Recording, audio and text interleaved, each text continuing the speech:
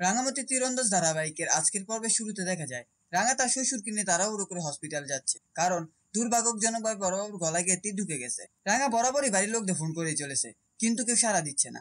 অবশেষে সে বিন্দাকে ফোন করে। বিন্দা ফোন ধরতেই খুশিতে উজ্জ্বল হয়ে ওঠে, কারণ সবকিছু তার পরিকল্পনা মাফিকই ঘটেছে। রাঙা তাকে জানায় বড়বাবু গুরুতর আহত হয়েছে এবং তাকে নিয়ে জেলা হসপিটালে যাওয়া হচ্ছে। বিন্দাকে বলা হয় সে যেন সবাইকে নিয়ে সেখানে চলে আসে। এরপর বিন্দা একলব্য ও বাকিদের বলে বাবাকে হাসপাতালে নিয়ে যাওয়া হচ্ছে। রাঙা ভুল করে তীর ছুঁড়েছিল, আর সেই তীর গিয়ে বাবার গলায় লেগেছে। সে আরো বাড়িয়ে বলে এখনো নিশ্চিতভাবে কিছু বলা যাচ্ছে না, বাবা আদৌ বাঁচবে কিনা। এইসব শুনে সবাই কান্নায় ভেঙে পড়ে, আর একলব্য পুরোপুরি চুপ মেরে যায়। সকলে তড়িঘড়ি করে হসপিটালে রওনা দেয়। ওইদিকে রাঙা ইতিমধ্যে হাসপাতালে পৌঁছে গিয়েছে, আর ডাক্তারদের অনুরোধ করছে দ্রুত চিকিৎসা শুরু করতে। একই সময় কিছু সাংবাদিক সেখানে এসে উপস্থিত হয়ে খবর প্রকাশ করতে থাকে রাঙা জঙ্গলে একটি অভিযানে গিয়েছিল, আর সেখানে গিয়ে তার শ্বশুর তীরবিদ্ধ হন।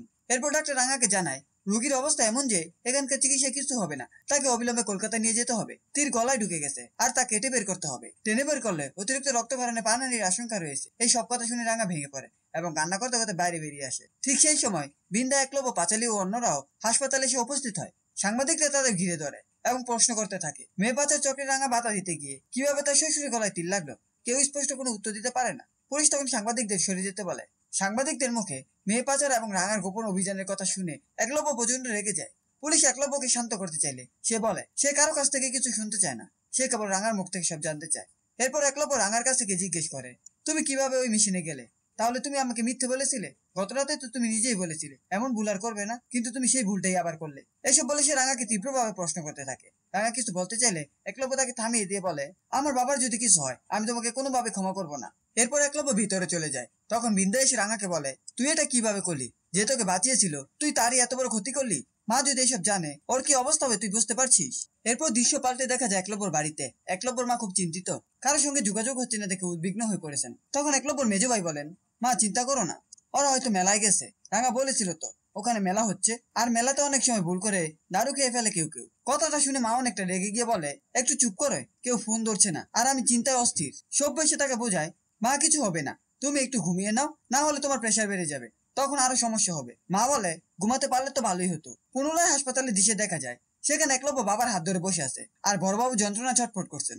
একলব্য তাকে আশ্বস্ত করে তোমার কিছু হবে না বাবা, আমি পাশে আছি, সব ঠিক হয়ে যাবে। এরপর আবার বাড়িতে ফিরে দেখা যায় সভ্য তার পিসিকে অনুরোধ করে মাকে ঘুমাতে নিয়ে যেতে। ময়না মাকে নিয়ে যায়। এই সময় বিন্দা সভ্যকে কল করে এবং বলে আমি যা বলছি তাই শোনো, মাকে কিছু বলো না। কিছুক্ষণ কথা বলার পর সভ্যর মা ফোনটা কেড়ে নেয় এবং বলে কি হচ্ছে এসব বিন্দা? এতবার ফোন করছি কেউ ধরছো না কেন? আমার চিন্তা হয় না? বিন্দা শান্ত গলায় উত্তর দেয় সব ঠিক আছে মা, আপনি চিন্তা করবেন না। একলব্যর মা জানতে চায় তোর স্বামী কোথায়? বিন্দা জবাব দেয় উনি মোরলের বাড়িতে ঘুমিয়ে পড়েছেন, আমরা একটু মেলায় গিয়েছিলাম আর ফোনগুলো গাড়িতে রেখে গিয়েছিলাম, তাই বুঝতে পারিনি আপনি ফোন করেছিলেন। এরপর ফোনটা কেটে গেলে একলব্যর মা কিছুটা নিশ্চিন্ত হয়ে ঘুমাতে যান। শেষ দৃশ্যে আমাদের আবার হাসপাতালে ফিরিয়ে নিয়ে যায়। সেখানে রাঙা কান্নায় ভেঙে পড়েছে। তখন কিছু সাংবাদিক এসে তাকে ঘিরে ধরে। তারা তাকে প্রশ্ন করতে থাকে আপনি এত বড় তীরান্দাজ হয়েও কিভাবে এমন ভুলটা করলেন? কেনই বা আপনি মিশনে গিয়েছিলেন? তখন পুলিশ এগিয়ে এসে সাংবাদিকদের থামিয়ে দেয়। দয়া করে ক্যামেরা বন্ধ করুন, আমাদের অবস্থাটা একটু বোঝার চেষ্টা করুন, এখন এইসব প্রশ্ন করবেন না। এরপর সাংবাদিকদের সরিয়ে দেওয়া হয়। পুলিশ অবাক হয়ে ভাবে রাঙা যে মিশনে গিয়েছিল সেটা তার শ্বশুর জানলো কিভাবে, আর তিনি জঙ্গলে গিয়েছিলেন কেন?